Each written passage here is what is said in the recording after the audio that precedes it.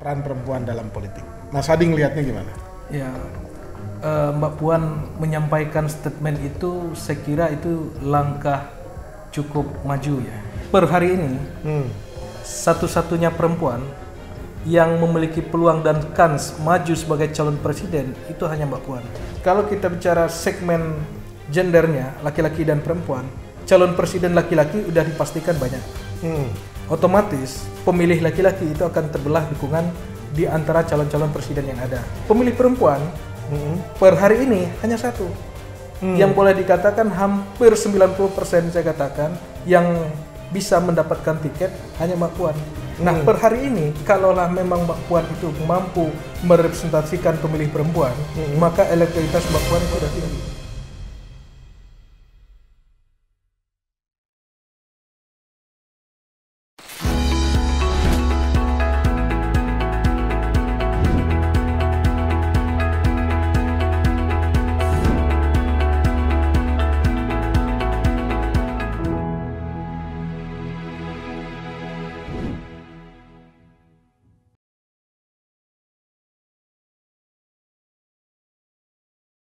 Kawan baik, Assalamualaikum, jumpa kembali bersama saya Nur Iswan Channel bersama Mas Hadi Suprapto Rusli, Direktur Eksekutif atau foundernya Lembaga Survei dan Konsultan Politik Ide Cipta Research and Consulting, pecahan dari Indobarometer. Bukan pecahan deh, Mas Kodari, mohon maaf. Tapi alumni. Jadi kalau alumninya Indobarometer bisa bikin lembaga sendiri, sudah sepatutnya Mas Kodari bangga. Selamat datang, Mas Hadi. Selamat datang. Oke, saya ini langsung mau tanya. Kemarin Mbak Puan bilang gini, ya mungkin kurang tepat kutipannya, tapi dia bilang tentang emansipasi perempuan, terutama di sektor politik.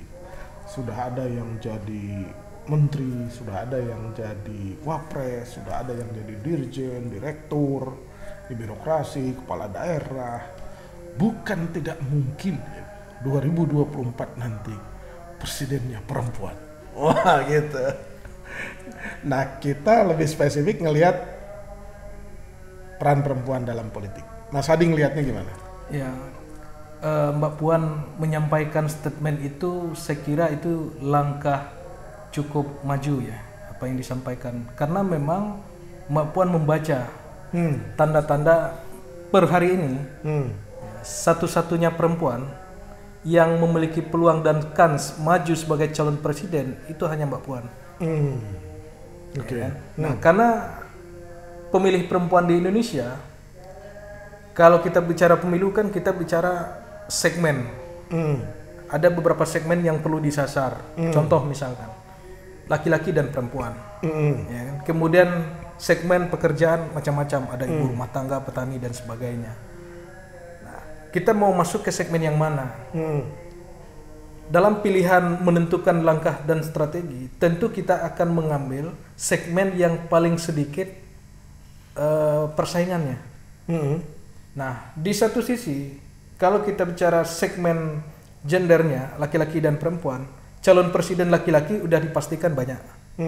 Otomatis pemilih laki-laki itu akan terbelah dukungan di antara calon-calon presiden yang ada. Ada Mas Anies, kemudian ada Prabowo, kemungkinan ada Ganjar atau Erlangga misalnya. Otomatis kalau pemilih laki-lakinya akan terbelah ke 4 nama itu. Nah, pemilih perempuan per hari ini hanya satu. Yang boleh dikatakan hampir 90% saya katakan yang bisa mendapatkan tiket hanya Mbak Puan. Dan Mbak Puan adalah perempuan, tidak ada persaingan di sana, di segmen itu. Dan beliau punya keyakinan untuk bisa mengambil segmen itu. Nah, jadi problem, apakah perempuan akan pilih perempuan, kan begitu? Ya. Buktinya Bu Mega sudah pernah maju melawan SBY, buktinya kalah. Oke. Ya kan? Artinya sentimen emosional perempuan akan memilih perempuan itu nggak terjadi. Juga tidak terjadi semudah itu. Tergantung bagaimana strategi yang dimainkan oleh Mbak Puan untuk meraup suara perempuannya, ya kan, untuk mendulang suara di pemilih perempuan, isunya, kemudian karena orang memilih kan berbagai alasan, berdasarkan gendernya, kemudian berdasarkan aspek kepribadian, kemampuannya tadi. Nah, disitulah yang akan membuat lahirnya sebuah elektabilitasnya. Nah, per hari ini, kalaulah memang Mbak Puan itu mampu merepresentasikan pemilih perempuan, maka elektabilitas Mbak Puan itu udah tinggi. Nah, ternyata di hasil survei hampir semua lembaga survei kredibel, mulai dari LSI, Indikator, Carta, itu pernah merilis bahwa survei Mbak Puan ini belum ngangkat. Makanya muncul nama Ganjar di sana. Ya kan? Nah, di sini jadi masih problem. Nah, di posisi kalau kita bicara peran perempuan seperti Mas Iswan tadi sampaikan, berarti bukan hanya presiden, tidak menutup kemungkinan juga wakil presiden. Artinya masih ada opsi. Mbak Puan ini tidak hanya sebagai presiden, bisa juga membukakan beliau untuk menjadi wakil presiden. Dengan kata lain, apabila tidak memungkinkan menjadi RI1 dari survei-surveinya tidak ngangkat, ini kan masih ada 1 tahun nih. Ya. Nah, proses perjalanan itu nanti kan kita lihat kan, perjalanan itu apakah surveinya naik melesat atau stagnan, atau naiknya biasa-biasa saja, kan beda naik sama naiknya dahsyat kan beda nih. Kalau naik dahsyat kan langsung dari 5% bisa langsung 20, bisa 25 misalnya. Nah, kalau naiknya cuma 2-3%, itu juga belum bisa mengindikasi bahwa peluang beliau untuk terpilih itu besar. Ya kan? Nah, disitulah nanti terbuka kans untuk menjadi wakil presiden. Nah, di sisi perempuan sendiri yang saya lihat sebenarnya ada 2, bukan hanya Mbak Puan hari ini. Ada namanya Hovifah Indar Parawangsa. Oh, Gubernur Jawa Timur. Dan beliau ini punya kans untuk bisa naik secara elektabilitasnya, karena beliau Gubernur Jawa Timur, pemilih terbesar nomor 2 di Indonesia, ya kan.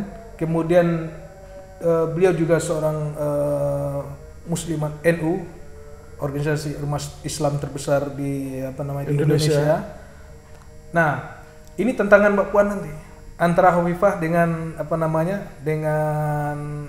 Puan nanti. Tantangan Mbak Puan itu ada di Hovifah nanti. Problem antara 2 ini, kalau Mbak Puan persoalannya di elektabilitas. Kalau urusan partai, saya katakan 90% partainya udah ada tiketnya. 99,9% iya. ada partai. Terus? Tetapi Hovifah punya kans untuk menaikkan elektabilitas. Beliau nggak kerja apa-apa hari ini. Tidak ada mau nyapres, mau itu nggak ada. Tapi elektabilitas dia muncul di lembaga survei. Ya, padahal belum kerja. Padahal nggak kerja apa-apa. Ada orang yang capres aja nggak ada. Ada orang yang berkeinginan dan kerja setiap hari pencitranya, naikin citra, tetap nggak naik-naik juga. Ada bang, udah bagi sembako, kemudian ya menghabiskan uang, ya mungkin udah puluhan, ratusan. Bikin reels, Facebook, IG segala macam ya kan. TikTok ya kan. TikTok yang seolah-olah tampilannya nggak seperti itu dibuat seolah-olah seperti tetap nggak bisa naik. Menghibur misalkan, yang ujung-ujung kan jadi lucu masyarakat lihat, jadi nggak menghibur, jadi susah juga kalau membangun brand seseorang kalau tidak punya kapasitas, tidak punya narasi yang tepat. Jadi untuk membangun itu juga susah. Maka tantangan Mbak Puan ke depan ini kan untuk membangkitkan elektabilitas itu harus dengan strategi yang tepat, dengan narasi yang tepat. Mbak Puan udah kerja, ya kan? Baliho udah di mana-mana, hampir di seluruh Indonesia saya keliling itu ketemu yang namanya baliho Mbak Puan ini. Kalau itu sejak tahun lalu tuh kan? Udah setahun yang lalu mulai. Per hari ini elektabilitasnya masih belum ngangkat. Nah makanya saya katakan ada calon presiden perempuan yang hampir tiketnya pasti itu Mbak Puan, tantangannya ada di elektabilitas. Yang satunya punya kemampuan untuk bisa elektabilitasnya naik, tetapi tiket partai nggak ada. Itu adalah Hovifah tadi. Jadi di 2024 kalau kita lebih praksis menilainya tentang perempuan dalam politik, 2 nama itu hanya ada 2 nama kalau yang saya lihat yang memungkinkan untuk muncul di 2024. Sri Mulyani enggak ya? Dulu sempat juga digadang-gadang gitu. Agak sulit ngangkat. Sulit ya? Pertama dia tidak punya partai politik, kemudian elektabilitas dia sulit memiliki segmen khusus. Kalau si Hovifah dia punya segmen khusus. Yang pertama dia gubernur. Karena pemimpin itu lahir, salah satu presiden Indonesia lahir itu salah satu syaratnya adalah dari gubernur-gubernur yang berhasil di daerah-daerah pemilih terbesar. Makanya besar kemungkinan pemimpin-pemimpin di Indonesia itu lahir dari gubernur DKI, gubernur Jawa Barat, gubernur Jawa Timur, gubernur Jawa Tengah. Karena ini akan menentukan peta politik di Indonesia nantinya. Itu juga terpotret dari hampir semua survei latar belakang calon presiden yang masyarakat inginkan itu sekarang itu kepala daerah. Iya. Iya kan? Latar belakangnya. Artinya telah terjadi pendidikan politik yang sangat baik. Artinya masyarakat mulai melihat kinerja dan rekam jejak. Kalau dia patokannya kepala daerah, kan berarti kinerja dan rekam jejak. Karena itu tergelar dengan sempurna data-datanya. Ada yang gubernur kerja, ada yang gubernur kerjanya kurang. Yeah. Ada gubernur yang pencitraan doang gitu loh. Begitu dicek kinerjanya anjlok misalkan. Ya kan? Nah gitu. Jadi kembali ke yang tadi, gimana caranya supaya Mbak Puan tuh mengejar dalam tanda petik ketertinggalannya selama 1 tahun. Misalkan begini, PDIP declare saja bahwa capres garis miring calon pemimpin nasional dari PDIP di 2024 adalah Puan Maharani. Nah, kalau misalkan resmi dia mendeklar begitu, apakah itu akan mengangkat popularitas dan elektabilitas Mbak Puan? Begini, ya. Jadi calon pemimpin di Indonesia, baik itu presiden, kepala daerah, ada 2 variabel untuk bisa menggerakkan mesin menggerakkan elektabilitasnya. Yang pertama itu adalah dari aspek pribadi, kemudian aspek kemampuan dari sang calon itu sendiri. Misalkan dari kemampuan Mbak Puannya, ya kan? Kalau toh itu tidak mampu, maka ada strategi kedua, yaitu adalah menggerakkan mesin partai. Nah, dengan menggerakkan mesin partai, keuntungannya itu adalah di internal solid, kemudian menjaga konsistensi suara partai. Suara partai. Nah, itu diuntungkan di sana. Makanya sampai hari ini saya katakan PDIP itu masih pede, calon presidennya Puan Maharani. Elitnya. Kalau kita lihat misalkan, ini pengalaman di PDIP kan punya basis suara itu di Jawa Tengah salah satunya, dan ini pemilih terbesar nomor 3 di Indonesia. Kalau suara Mbak Puan itu ngangkat di sana nanti, kemudian sudah putus nama, karena sekarang kan masih terbelah, masih ada nama Mbak Puan, masih ada nama Ganjar. Oke, per hari ini masih mayoritas suaranya itu mayoritas di Ganjar, karena disupport oleh suara Jawa Tengah, ya kan. Tetapi kalau toh nanti PDIP memutuskan salah satu calon presidennya itu adalah Mbak Puan, maka tidak menutup kemungkinan maka akan ada lonjakan elektabilitas di sana. Di Jawa Tengah? Terutama di Jawa Tengah, dan itu akan memberikan dampak elektoral secara nasional untuk Mbak Puannya.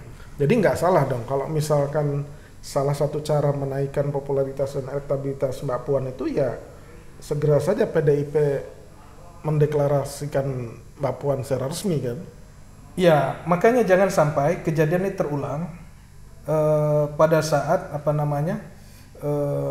mendorong Jokowi pada saat periode pertama. Kan antara nama Bu Mega atau Jokowi yang mau didorong. 2014 ya. Nah, kemudian pada saat itu nama Jokowi dari Solo, kemudian Gubernur DKI, kemudian semua hampir lembaga survei menyatakan bahwa ini adalah the rising star pada saat itu, dan kemudian mampu memberikan efek elektoral terhadap partai PDI Perjuangan itu sendiri, ya kan? Dan kalau seandainya PDIP dukung Jokowi, maka elektabilitas partainya akan naik misalnya pada saat itu.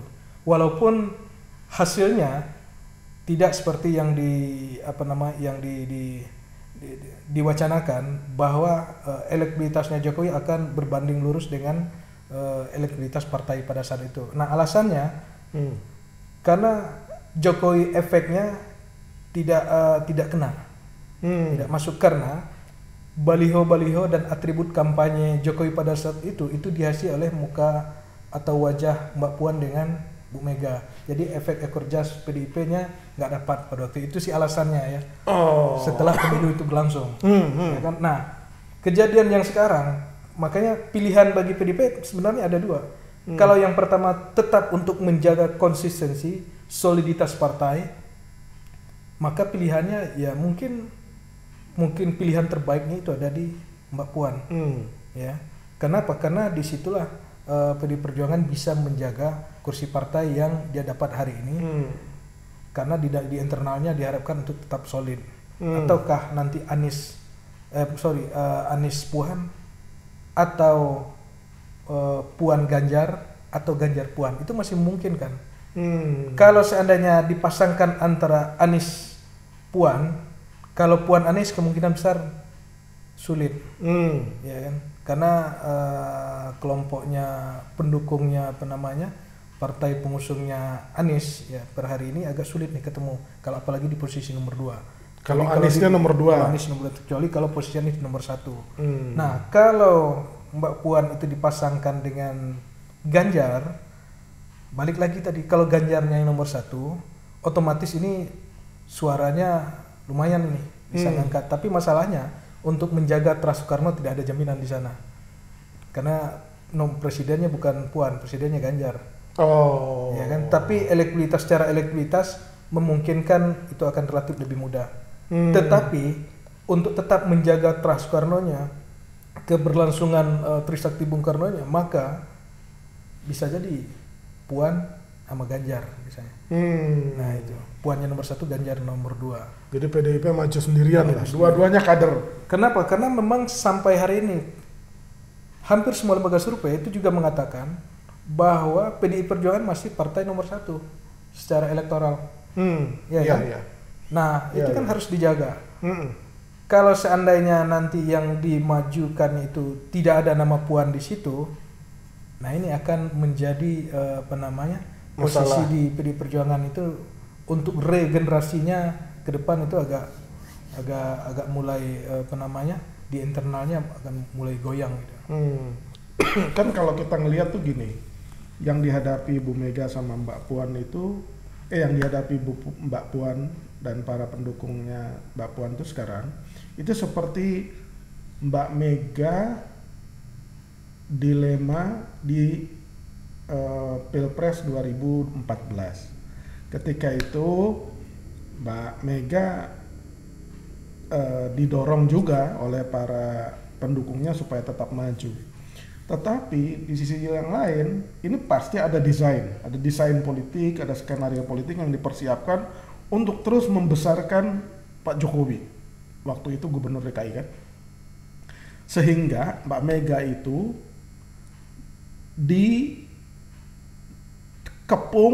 supaya berpikir kira-kira gini, kalau PDIP dan Mbak Mega mau realistis, supaya PDIP menang dan Pilpres menang, maka harus mendukung Jokowi karena popularitasnya dan elektabilitasnya tinggi.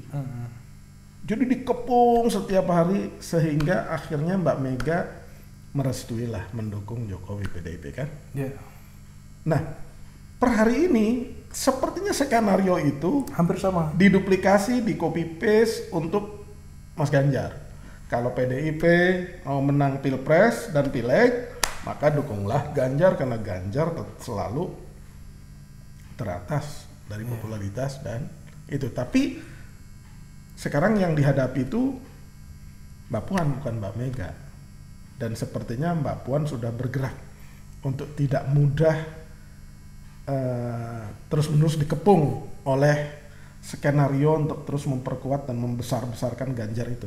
Gitu karena kan? memang posisi analisis di lapangan begitu tuh katanya. Karena memang posisi hari ini seperti yang Mas Iwan sampaikan tadi, memang agak mirip ini.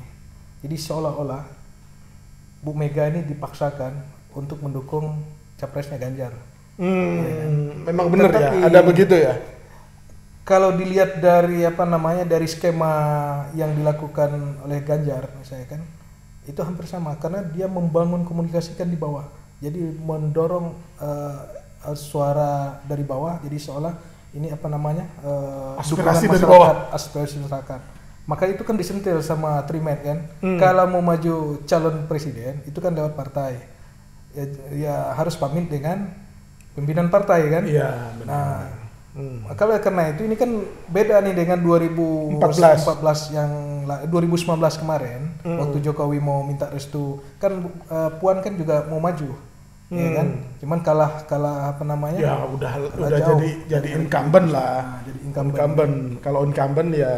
Nah di sisi itu, kalau seandainya Mbak Puan misalkan bukan ketua DPR atau mungkin orang kepercayaan Bu Mega itu bukan ketua bidang pemenangan pemilu hari ini Bambang Pacul, mungkin Bu Mega mau tidak mau udah memutuskan buat capresnya Ganjar. Oh gitu ya. Karena sekarang dihadang, Ganjar kan dihadang sama Bambang Pacul sebagai ketua bidang pemenangan pemilu dan juga ketua DPW Jateng, Jateng, DPD Jateng. Nah ini menjadi ganjaran dan dua ini tidak pernah cocok. akur kalau saya lihat itu. Dari komunikasi politik ini sering bertentangan itu. Nah kemudian yang kedua, Mbak Puan adalah ketua DPR hari ini, ya kan? Dan dia punya jabatan publik yang cukup seksi. Ya, untuk dia bisa turun ke masyarakat untuk membangun elektabilitasnya. Nah, makanya kemarin kan Bu Mega pernah buat pernyataan di Rapimnas bahwa tidak ada kepala daerah yang boleh keluar dari wilayahnya tanpa izin partai. Ya, kan? Betul. Apakah Ganjar turun ke Papua, misalkan turun ke mana misalnya kan, itu pamit melangkahi atau minta izin dengan Bu Mega terlebih dulu atau seperti apa, kita nggak tahu di dalamnya dinamikanya. Nah, artinya dari dinamika yang terjadi di internal PDIP sendiri kita lihat ini ada sebuah pemaksaan ya untuk Bu Mega untuk bisa mendukung Ganjar. Tetapi Bu Mega juga berpikir dan perlu juga hati-hati. Ya. Kalau memang toh dukungan nanti akhir-akhirnya calon presidennya Ganjar, wapresnya bisa jadi bukan Puan, ya kan? Bisa jadi bukan Puan nanti, atau memang Puan atau Ganjar Erlangga atau Ganjar Erik, kan ini nih. Karena kalau ini yang terjadi misalkan, tidak menutup kemungkinan, Mas Iwan, ketua umum PDIP selanjutnya itu adalah Jokowi. Nah itu yang ditakutkan oleh elit-elit PDIP yang saya baca sebegitu. Emang gampang ngambil PDIP dari Bu Mega? Nah itu kalau presidennya itu Ganjar, sedangkan orangnya pemilih fanatiknya Jokowi di PDIP kan juga banyak elit-elitnya. Tapi Pak Jokowi juga sekarang merawat terus para relawan sih. Kan itu mudah saja dibaca. Oh berarti dia ingin menunjukkan kekuatan juga bahwa. Makanya nanti kan ini Jokowi ini merawat relawan. Saya membaca ada tanda-tanda yang lain. Kalau toh nanti ini terjadi memang perang terbuka antara Jokowi dan Bu Mega, maka Jokowi keluar akan mendirikan partai. Ada kemungkinan itu ya? Bisa jadi karena anaknya juga terjun ke dunia politik, kemudian menantunya juga terjun ke dunia politik, dia tidak menutup kemungkinan untuk menjaga terah politiknya. Kalau dia tidak bisa besar di PDI Perjuangan, maka dia akan besar lewat partai yang lain. Tapi kan tidak mungkin untuk pertarungan 2024. Bukan, untuk yang selanjutnya. Kalau untuk 2024 udah nggak bisa. Jokowi hari ini cukup sebagai penengah. Kalau saya kan penengah nih. Penengah nih. Dia tidak boleh berpihak. Kalau dia berpihak bahaya. Ya, dia berpihak pada Ganjar. Kalau toh nanti yang jadi bukan Ganjar, yang jadinya Anies atau Prabowo, maka tidak menutup kemungkinan itu akan menjadi tidak tenang ya untuk pasca presidennya. Beda dengan di negara-negara yang telah maju, di Amerika misalnya setelah selesai jadi presiden tidak pernah diganggu, kemudian terjun ke dunia sosial dan sebagainya. Jadi menurut saya Jokowi harus menjadi negarawan di pemilu 2024. Jadi jangan memberikan dukungan politik ke salah satu kandidat, itu adalah langkah terbaik. Terakhir tentang Mbak Puan, dari sisi pengalaman organisasi, pengalaman politik, rekam jejak kinerja, apakah memang Mbak Puan cukup pantas dan layak untuk mendapat simpati masyarakat? Pertama dari jejak rekam. Kalau dari jejak rekam, kalau saya lihat harusnya ini, ya kan, dari sisi jejak rekam ini udah pantas, ya kan, udah layak karena dia sudah pernah jadi anggota DPR, kemudian jadi ketua DPR, kemudian jadi menteri, kan, jadi jabatan pemerintahan, jabatan legislatif, kemudian di elit partainya juga. Ini sudah berada di posisi puncak. Udah lengkap lah ya. Nah, tinggal problem Mbak Puan ini adalah meyakinkan masyarakat. Meyakinkan masyarakat bahwa dia mampu ya untuk memimpin negeri ini yang cukup besar ini. Nah, itu problemnya. Nah, tinggal bagaimana komunikasi politiknya, strategi politiknya. Nah, itu yang perlu dipikirkan oleh orang-orang terdekatnya. Oke. Terima kasih. Baik. Bang Ade. Tentang perempuan dalam politik atau perempuan dalam pilpres. Terutama memprediksikan Mbak Puan. Demikian kawan baik, bincang santai politik bersama Mas Hadi Suprapto Rusli dari lembaga survei ICRC, Ide Cipta Research and Consulting. Terima kasih Mas Hadi. Terima kasih. Assalamualaikum warahmatullahi wabarakatuh.